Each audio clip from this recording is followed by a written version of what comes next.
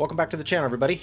Ben here. As you can see, I'm finally in my new room. Got a lot of stuff set up, but I still got a lot of moving to do. Stuff to unpack. Moving sucks. I will say, even though I don't think the year overall was as good as 2020, 2021's always going to be remembered as the year that we finally got an Alan Wake remaster, and Alan Wake 2 was finally announced, baby. I couldn't be happier. They're keeping it third person, it's going more survival horror, so it's going to differentiate itself from the first game, and the voice actor and the physical actor are back for Alan. The game I regret the most not finishing this year is definitely It Takes Two. Me and my wife played through the first 3 hours of the game, and I can definitely see why it won Game of the Year. House of Ashes was another good game that I played, and I always love those ones where you can save all the characters, or you can lose them all by the end. It makes every decision like so stressful. Psychonauts 2 was a really fun platformer. I really loved Raz as the main character. He had one of the best performances of the year, and I was kind of surprised when he didn't get nominated. Tormented Souls was another cool, old school Resident Evil inspired game. It was survival horror with the fixed camera angles and everything. I finally beat Doom Eternal. The new platforming sections are really cool. I think I might like it more than Doom 2016 now. I also finished Valfaris, which is a Contra inspired like 2D shooter. If you love Contra, you will love this one. Celeste is another one I finished. Damn man, that game is hard as balls. It's pretty ridiculous at times, but that soundtrack,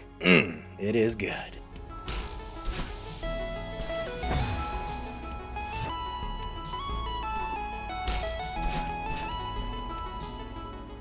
Another one is Creeks. This is from the guys that made Machinarium. It's a 2D puzzle adventure game that has some of the best soundtrack design I've ever seen. The soundtrack evolves as you solve the puzzles, and each time you solve a step of the puzzle, it adds instruments to the melody.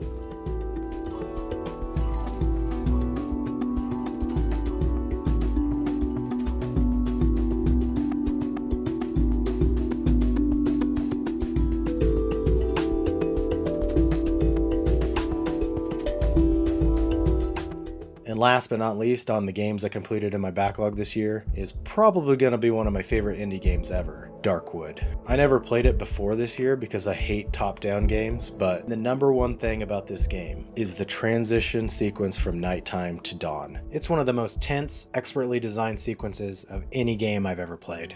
If you're looking for a spooky, atmospheric game with addictive inventory management, go play Darkwood, please.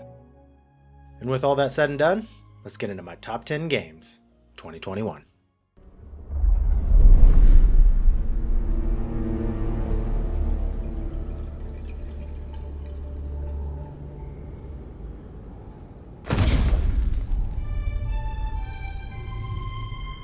If you had asked me before this year, what's your most anticipated game of 2021? I always had the same answer. It was always Ember Labs' PlayStation and PC exclusive, Kena Bridge of Spirits. Though Ember Labs' team is small, they are absolutely no slouch when it comes to production value. Back in 2016, Ember Labs made this absolutely beautiful Zelda fan film, Majora's Mask: Terrible Fate. This is where we got to see Ember Labs' true potential and would prove to be the precursor for Kena's visuals and overall spirit.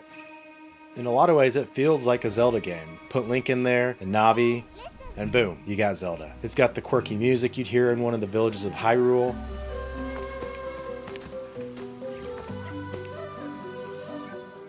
The combat and the bow and arrow feel very similar to the sword and the slingshot in Zelda. And of course, the focus on mask within the game, you can tell Majora's Mask is probably one of their favorite games ever. Without a doubt, Kena Bridge of Spirits is my favorite looking game of the year. It's mind-blowing that it didn't win Best Art Direction of the year.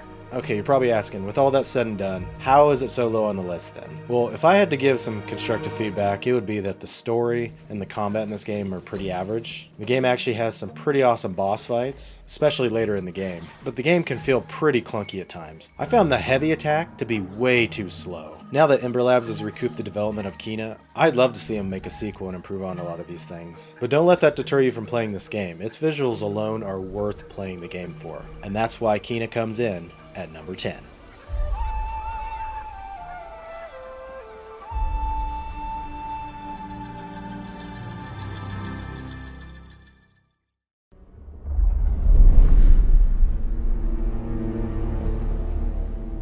This isn't here. This isn't a thing. This is an empty warehouse. Youngblood, the stuff behind this door is gonna blow your mind.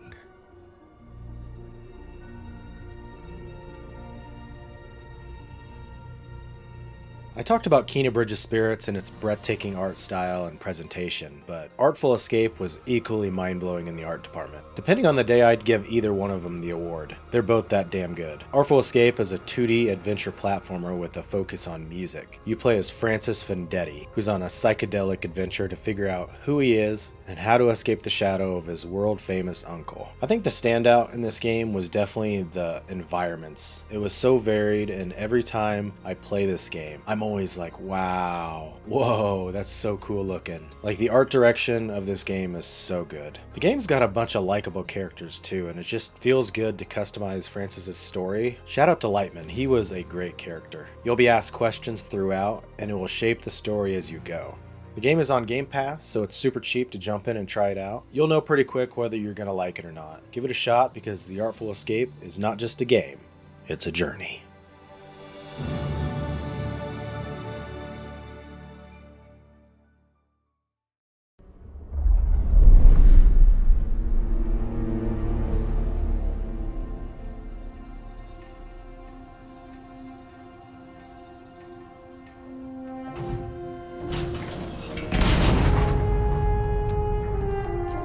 Halo Infinite making my list this year was so surprising for me because I did not expect this game to even be good at all. I always appreciated the campaigns, but I never really liked the multiplayer like everybody did. I'm much more of a Gears of War guy. But the campaign in this game was great. I was not expecting it to be as open world as it was. It was amazing to be on this huge ring, and whenever you'd look down, you'd be in space.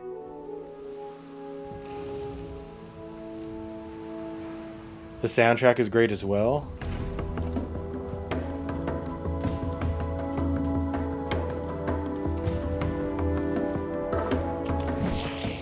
I also found the little grunts to be hilarious in this game.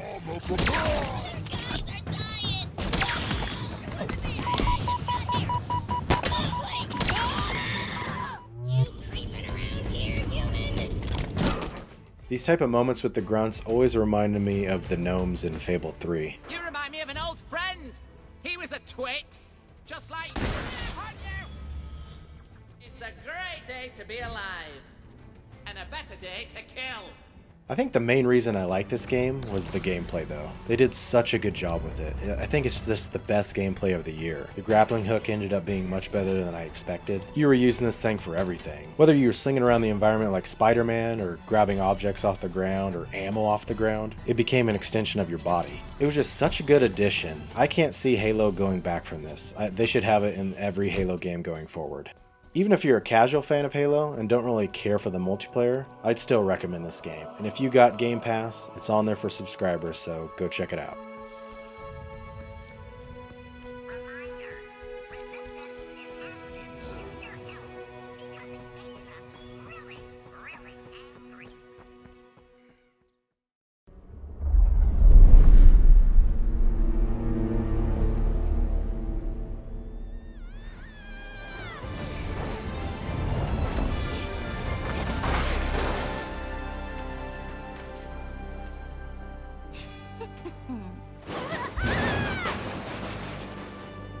After Final Fantasy VII Remake topped my Game of the Year list last year, I didn't think this would be a sleeper pick, but I haven't seen it on a lot of people's list. I had a great time with it though. You take control of Yuffie this time around, who's got this completely unique set of skills and movesets. You'll be using her shuriken quite a bit, which pulls you into enemies in the blink of an eye. Along with that, you'll be teaming up with Sonon, who is a completely new character to the series. You can sync your attacks with Sonon, which allows you to really wreck the shit out of enemies. It's pretty damn satisfying seeing you and him pummel the enemy together. The story takes place around the same time as the main game as well, so you'll see existing characters along the way, which in the end made me feel pretty damn nostalgic. He also added a new strategy minigame called Fort Condor, which ended up being pretty fun to take on side characters throughout the city in one-on-one challenges. Well, what do you know? I think I'm starting to get the hang of this.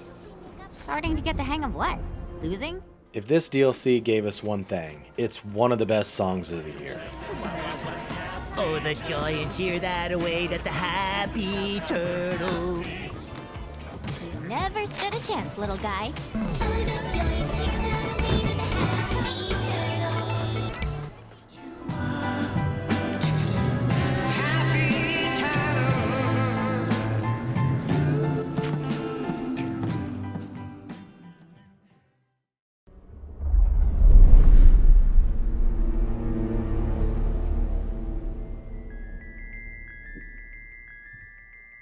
You know what 2 gaming genres that kick ass? Survival horror and the 2D platformer. And you know what's even better? When you ram them into one game.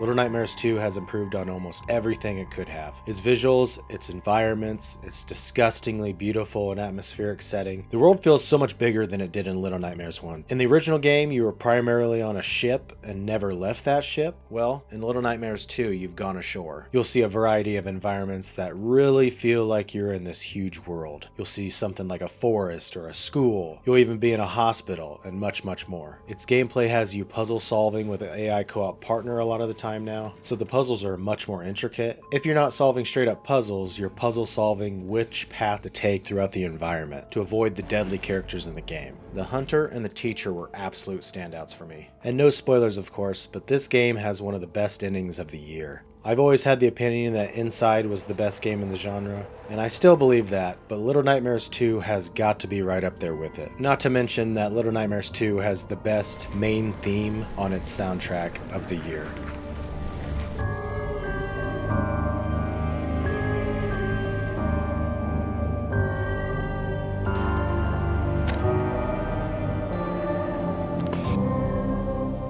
If you appreciate good atmosphere, puzzle solving, and a terrifically haunting soundtrack, jump into Little Nightmares 2. You won't regret it.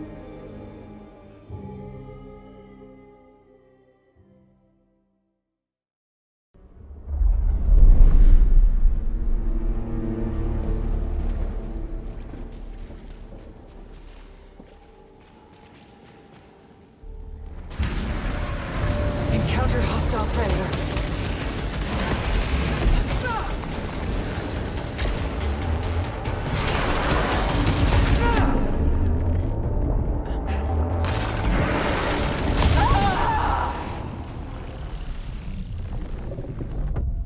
You know what I've come to realize after playing Returnal is that not everyone is going to love this game, maybe not even enjoy it at all, because it absolutely kicks your ass. But I'm not going to lie, I love it. Oh my gosh, you're so beautiful. Just love you so much. Oh. Dang, man. Your gunplay is so smooth and you're so beautiful. I think you broke my nose, man. Returnal is the game that I considered quitting the most out of any game in video game history. It will test even the most patient and calm people. Hour-long runs can end in mere seconds. But even then, with all that said, I still love this game. It still hooks you in with its world, its graphics, and its gameplay. Throughout the campaign, you'll find and decide which guns you want to use for each run. They're always going to be a little bit different. You're not guaranteed to find your favorite weapon every time. I personally fell in love with the Holoseeker, but the debate for which gun is the best is ongoing, which is always a great sign when so many different people are passionate about different types of weapons in the game. Every time you defeat an enemy, you'll collect a resource called Obolites, in which you can purchase upgrades or even extra lives for your current run. This presented some really difficult decisions on whether to take the overall health upgrade or buy the astronaut, which gave you another life. This system had great balance overall, I thought. I never felt like I had too many resources or too little. I also loved the animation each time you upgraded. It always felt like your decision was so final. Once your arm went in there was no taking it back.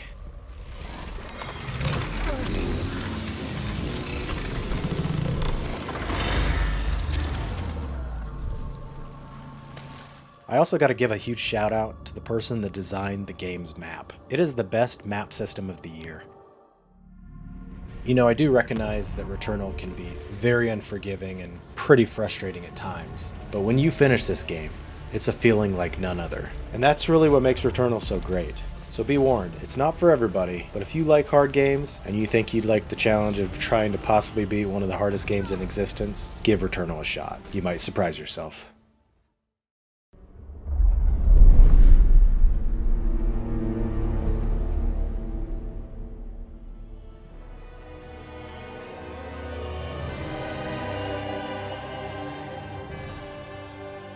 Coming in at number 4, and a game that I logged the most hours into this year, is Tales of Arise. I'm not gonna lie, I'm a sucker for video game statues, and when I saw the collector's edition for this game, I fell in love with what is now my favorite statue I bought all year. This has such a cool design. So once I got the game in the mail and loved the statue, I knew I had to at least give the game a shot since I spent all that money on the collector's edition, and man, it did not disappoint. Out of any game I've played this year, or maybe even ever, I think Tales of Arise has the most story and dialogue within it. I really liked all 6 characters in the game. The bro relationship between Alphen and Law, the romance between Alphen and Shion. It was always just compelling, like you loved seeing the evolution of their relationships. The quest to take down the 6 lords and unravel the mystery of the planet was well paced, and I was pretty intrigued until the end to find the answers. You were always wondering, how the hell am I going to defeat them? I also thought the combat in this game was pretty great. It's a lot more aggressive than something like Final Fantasy VII, because you got 6 characters in battles a lot of the time, and the ability to switch between them whenever you like. You will constantly be using your abilities and healing arts. I preferred playing as Shion from a distance with her rifle and her healing abilities. I thought she was the funnest to play with. But if you ever got tired of doing that, you could go up close and personal with someone like Alphen. It gave you a lot of variety in the gameplay. So if you're looking for a good JRPG, love story, and fun combat, look no further. Tales of Arise.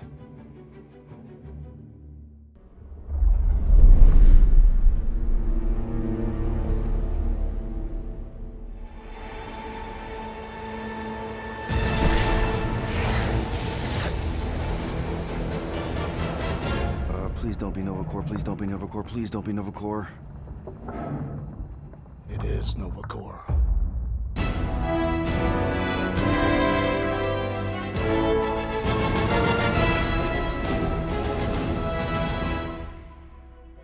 At number 3 is a game that made me laugh more than any other game this year. This was easily my most surprising game of the year. It's the only game on the list that I wasn't even excited for leading up to launch, but I was legit blown away once I finally started playing it. It's got some of the best visuals, and it's got by far the best writing of the year. The story had me hooked the whole time with a mix of laughs and serious moments. The characters are absolutely hilarious. Star-Lord and Drax had me cracking up quite a bit throughout the game. I'm not even a fan of the movies, but these characters are now some of my favorites. I appreciated how they made Drax formidable and serious instead of a bumbling idiot like he is in the movies. This game gave me a lot of Mass Effect vibes with the ship and your crew. You'll also be giving your team commands in battle, which is probably one of the parts of the game that wasn't as good. It wasn't until the end when I finally unlocked most of the abilities that it started feeling really, really good. If they make a sequel, I would love to see them make improvements on the gameplay. I also would like to see them remove the huddle mechanic. The first couple times was cool, but it became pretty time consuming by the end and I didn't even want to use it. This 20-hour journey across the galaxy with your friends will do nothing but make you happy. That's what I took from this game the most, that I just felt happy while playing it. So do yourself a favor and play Guardians of the Galaxy. All good, buddy? I'm Groot. You know, I don't understand you, Groot, but I'm gonna assume you just said something super kind and thoughtful. I am Groot. What did the tree say? No idea.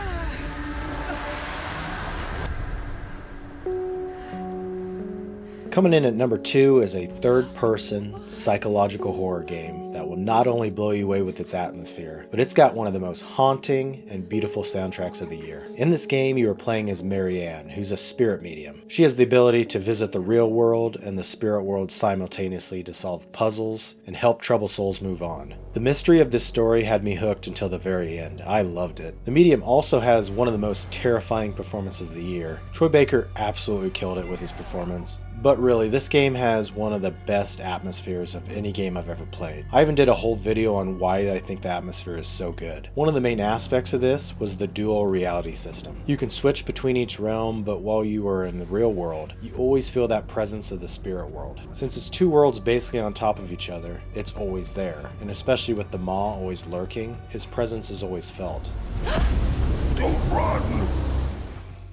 There are parts in this game that felt very much like the movie Inception. Since people can get stuck in the spirit realm for years, unless you're a medium, you can't go between the realms. It was a very cool feeling. Like, it gave me hopes if they ever do a sequel that they could build on that. If you like survival horror, or just spooky games in general, or if you like adventure style games like Telltale's The Walking Dead, give the medium a shot.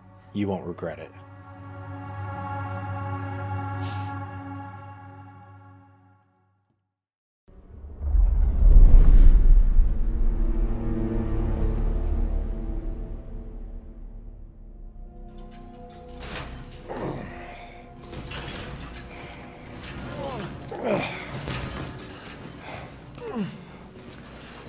Quit your whining. We're almost there.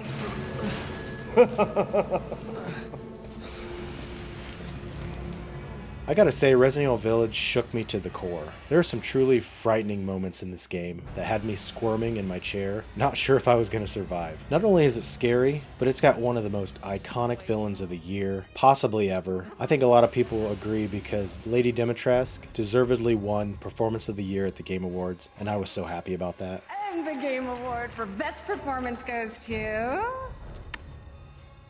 Maggie Robertson.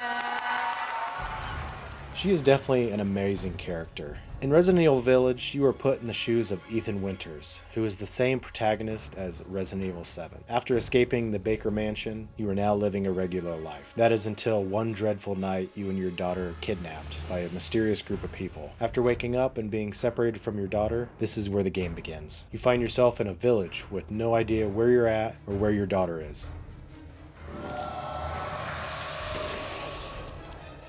I really enjoyed the gunplay in this game as well, and the survival horror mechanics are as good as they've ever been. You have the ability to upgrade guns and abilities throughout, and they brought back the collectibles throughout the environment that you can sell to the merchant, but if you're patient, you can save some of those and combine them into bigger collectibles that sell for even more currency later on. Speaking of the merchant, the Duke, he's a cool nod to the merchant in Resident Evil 4. Got something that might interest you. Got a selection of good things on sale, stranger. What are you buying? What are you buying? Just something an old friend of mine used to say. What are you buying? This got me feeling pretty nostalgic. I love this tieback. I gotta say, the Duke's design is pretty disgusting, but man, I love it. This year has been pretty amazing as a horror fan. With the Medium and Returnal using a psychological approach, House of Ashes with its cinematic horror, Tormented Souls with that old school flavor, Little Nightmares 2 scaring us just as much as the big guys, and after 11 years we finally got an Alan Wake remaster. It's been pretty amazing, but in the end, Resident Evil Village is not only my favorite horror game this year, it's my favorite game of 2021.